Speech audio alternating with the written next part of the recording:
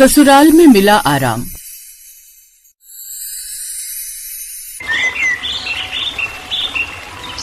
सीमा के माता पिता का निधन उसके बचपन में ही हो गया था, जिसके बाद उसके चाचा चाची ने उसे पाल पोस कर बड़ा किया था।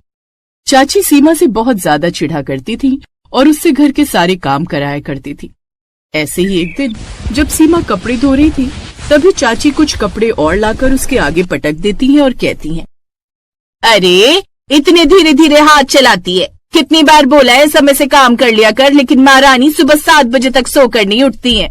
चाची सुबह 7 बजे उठकर मैं घर का सारा काम कर तो लेती हूँ, फिर और जल्दी में उठकर क्या करूँ?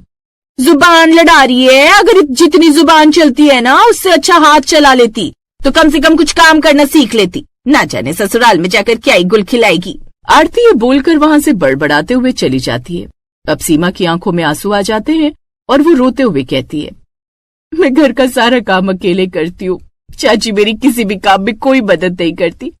फिर भी चाची मुझे जब भी कुछ सुनाती रहती है और अगर मैं कुछ कहूँ तो मुझे ही उल्टा जवाब देती है। अगर मेरी माँ होती तो मुझे इतना सब कुछ नहीं सहना पड़ता। ऐसे ही सीमा अपने मायके में सारा काम किया करती और सब लोगों का बहुत अच्छे से ध्यान रखा करती।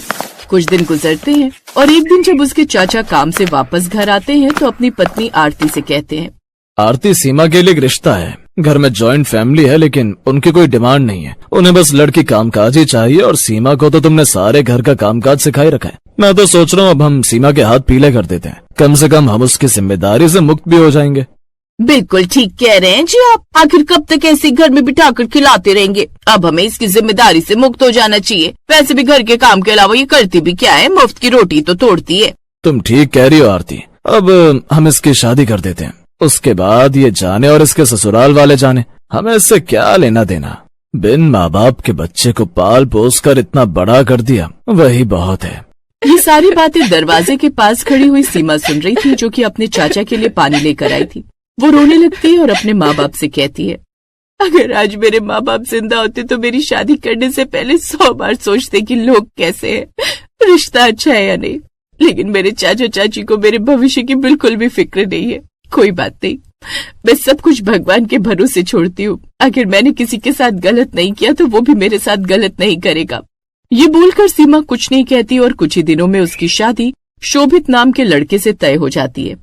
शोभित वैसे तो एक मिडिल क्लास फैमिली का लड़का था, लेकिन उसकी फैमिली थी बहुत अच्छी।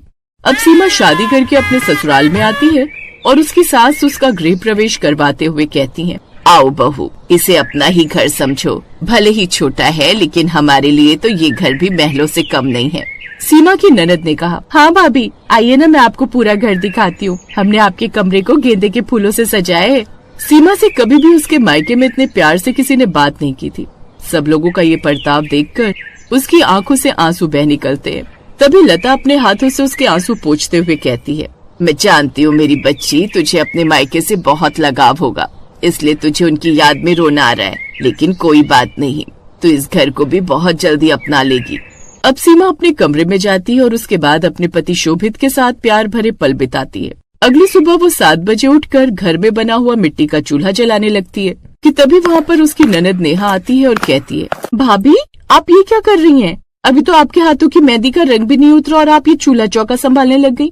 अभी आप आराम करो। वैसे भी आप शादी में बहुत ज्यादा थक गई होंगी ना? पर नेहा, आज तो मेरी पहली रसोई की रस्म है, ये सब तो मुझे ही करना है ना।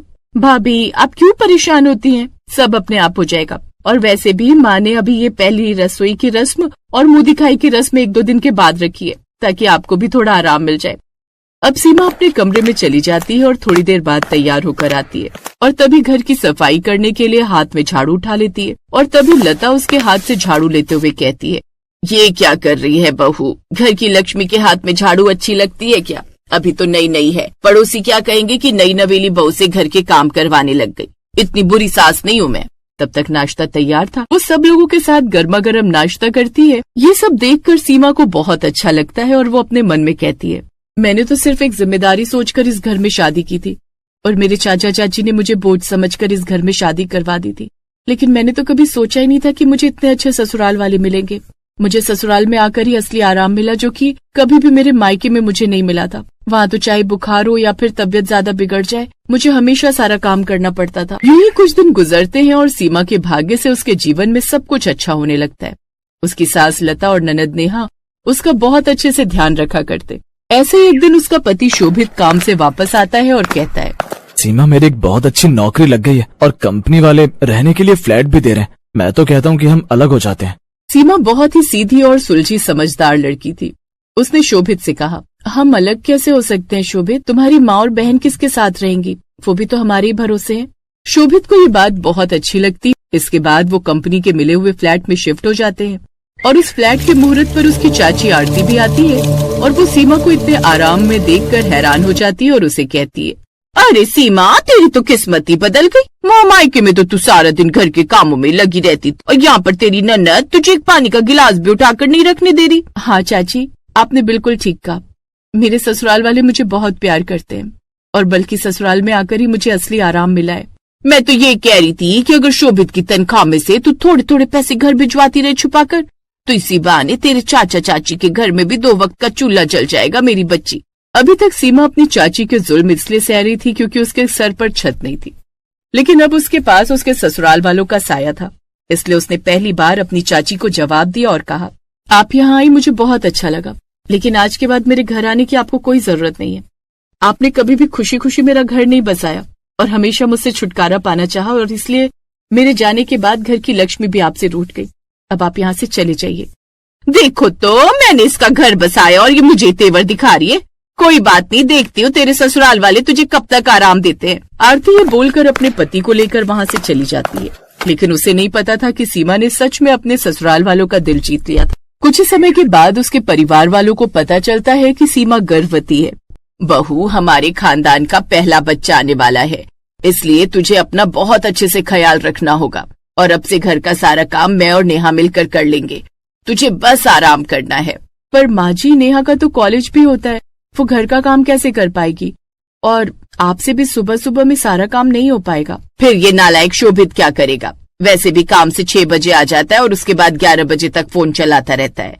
ये हमारे काम में मदद करेगा, लेकिन तू सिर्फ और सिर्फ आराम करेगी। तेरे दुख भरे दिन बीत गए हैं, अब तुझे सिर्फ खुश रहना है और अपना और हम सबका ध्यान रखना है। हाँ माँ, मैं सारा काम अच्छे से संभाल लूंगा। वैसे भी आपने शुरू से लड़का लड़की में कभी फर्क नहीं किया और मुझे भी घर का सारा काम करना सिखाया है। और अब तो हम पहले की तरह चूल्हे पर खाना भी नहीं बनाते, इलेक्ट्रिक चूल्हे पर खाना बनाते हैं और उसमें तो इतनी मेहनत भी नहीं लगती। सीमा ये सब देखकर बहुत ज्यादा खुश होती है कि उसे इतने अच्छे ससुराल वाले मिले जो कि उसका इतने अच्छे से ख्याल रखा करते थे, उसकी सारी इच्छाओं को पूरा किया करते थे और जो आराम उसे मायके में कभी नहीं मिला था वो ससुराल में आकर मिला। वो भी अपने परिवार वालों की खूब इज्जत करती है और उन लोगों के साथ प्यार से रहती है और कुछ ही महीनों के बाद वो एक प्यारी सी बेटी को जन्म देती है और उसके ससुराल वाले उस बेटी का नाम निहारिका रखते हैं।